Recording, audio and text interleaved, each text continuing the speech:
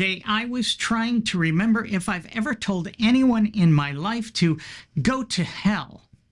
I mean, seriously, like in the midst of an argument or something. I have no specific memory of doing so, but I'm sure I must have, right?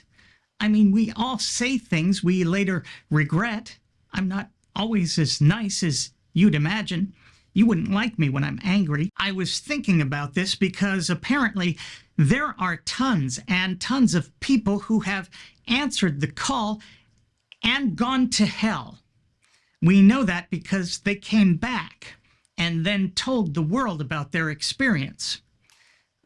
Although they didn't bring back any evidence, like a piece of brimstone, the horn of a demon, or Hitler's mustache. But their descriptions are endlessly entertaining, and I fear far more revealing than they intend. Check out this guy, Pastor Gerald Johnson. Of course he's a pastor now. He locked horns with the big guy himself. And I went literally into the center of the earth. And that's where hell is. Jesus even said that in scriptures. God is both the most efficient being ever and the most wasteful. He's created a universe 93 billion light years across, and yet he can't find anywhere else to put hell? I don't know, maybe he's taking advantage of all that geothermal energy. It can't be cheap keeping those fires burning day in and day out. But does he know nothing of Venus? The things that I saw were literally undescribable. I'll bet you dimes to donuts that he is just about to literally describe the literally indescribable things he saw. Any takers? Anyone? Bueller? One of the things that I saw that just blew me away was there's a man on all fours like a dog. He was burned from the crown of his head to the soles of his feet, and his eyes were bulging out. And what was worse than that is that he had a chain around his neck. Now, I don't know what kind of dark stuff this guy's into, but if he thinks the worst part of that story is a guy having a chain around his neck rather than being burnt head to toe with his eyes bulging out, I'm guessing he has some serious problems with authority. Or maybe he just hates Mr. T. And what was even worse than that is that who was holding the chain. Wait, don't tell me. Let me guess. Hold on. So, the guy's in hell.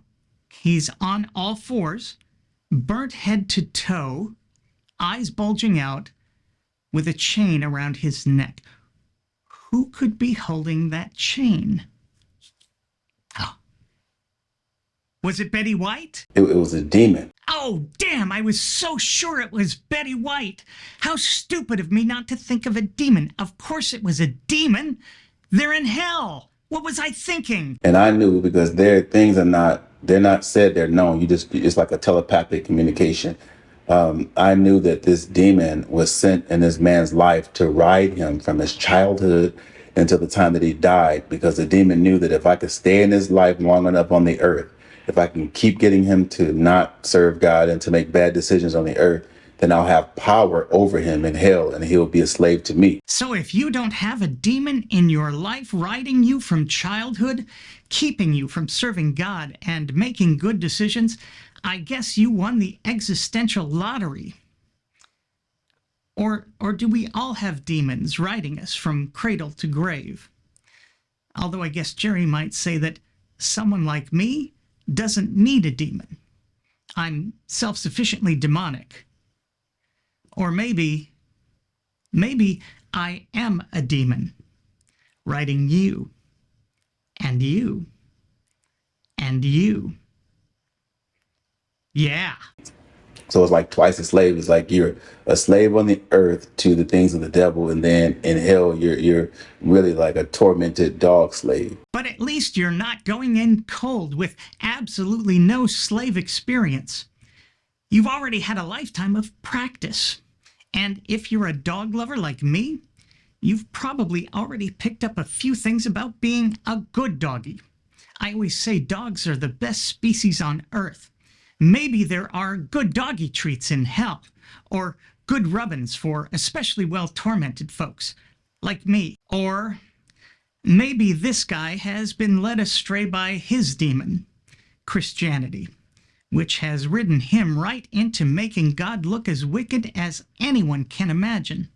An allegedly loving God who allows demons to ride us our entire lives in hopes that we'll one day be slaves, burnt head to toe, eyes bulging, with chains around our necks. If this is the God you worship, you need more than a little help.